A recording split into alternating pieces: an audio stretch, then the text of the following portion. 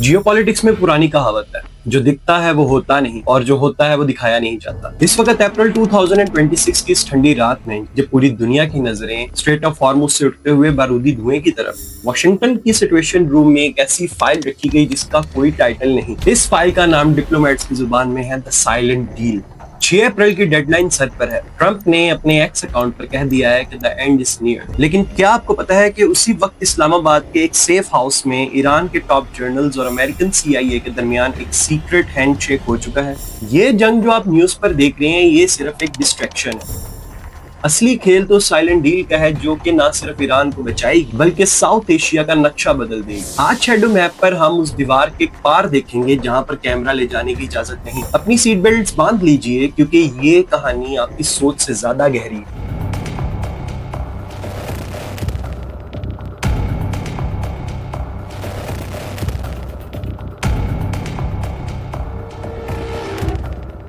पहले सिनेरियो समझिए, हॉर्मुज़ बंद है और ऑयल की प्राइसेस $120 को एक्सीड कर चुकी हैं। लेकिन अगर आप गौर से देखें तो कुछ शिप्स अभी भी वहां से निकल रही हैं। इन शिप्स पर ना कोई फ्लैग है और ना ही कोई रेडियो सिग्नल। इनको कहते हैं the ghost fleet. Silent deal का पहला पन्ना कहता है कि शिप्स रुकनी नहीं चाहिए। क्यों? क्योंकि अगर ये शिप्स रुकी तो चाइना की इकोनॉमी 48 आवर्स में कोलैप्स कर जाएगी और अमेरिका जानता है कि चाइना का कोलैप्स ग्लोबल डिप्रेशन क्रिएट करे। पाकिस्तान यहाँ पर मास्टर ऑपरेटर है। कराची और गवादर के जरिए ईरान को एसेंशियल सप्लाईज दी जा रही हैं और उसके बदले यूएस ईरान को सेफ पैसेज देगा। ये दुश्मनी नहीं, ये कैलकुलेटेड केओस है। सवाल ये है कि इस डील की कीमत क्या है? पाकिस्तान को पोस्टमैन बनने के बदले में क्या मिल रहा है? अब आते हैं उस बात पर जो आपको कहीं नहीं मिले। 6 अप्रैल की डेडलाइन सिर्फ मिसाइल्स की डेडलाइन नहीं, ये न्यूक्लियर ब्रेकआउट की डेडलाइन। रिपोर्ट्स के मुताबिक ईरान न्यूक्लियर एनरिचमेंट के बहुत करीब और वो 90% इस काम में कामयाब हो चुका है। साइलेंट डील का सबसे बड़ा हिस्सा ये है कि ईरान अपना न्यूक्लियर प्रोग्राम डिसमेंटल नहीं करे, ईरान सिर्फ उसको फ्रीज करे और बदले में यूएस उन पर लगे सारे प्राइमरी सैंक्शंस को हटा दे। लेकिन यहाँ पर एक कैच है, इसराइल इस डील के खिलाफ है। मोसाद ने लीक किया है कि ये सिर्फ एक टाइम बाइंग टैक्टिक है। अगर 6 अप्रैल को ये डील फाइनल होती है तो क्या इसराइल ईरान पर अकेला हमला करेगा? और अगर वो हमला करेगा तो क्या यूएस उसको रोकेगा? साइलेंट डील में एक क्लॉज ऐसा भी है जो इसराइल का राइट टू डिफेंस न्यूट्रलाइज करता है। ये ट्रंप का सबसे बड़ा जुआ है। साइलेंट डील का सेंट्रल पिलर हमारा रीजन, क्योंकि पाकिस्तान और इंडिया 2026 में सीरियस एनर्जी क्राइसिस फेस करेंगे और इस साइलेंट डील का बेनिफिट ये हो सकता है कि इंडिया पाकिस्तान गैस पाइपलाइन दोबारा से शुरू हो सके। सोचिए, अगर यूएस सैंक्शंस हटाता है तो इंडिया और पाकिस्तान ईरान से सस्ती गैस खरीद सकेंगे। ये डील सिर्फ जंग रोकने के लिए नहीं है, ये डील साउथ एशिया को एनर्जी इंडिपेंडेंट बनाने का एक खुफिया रास्ता है।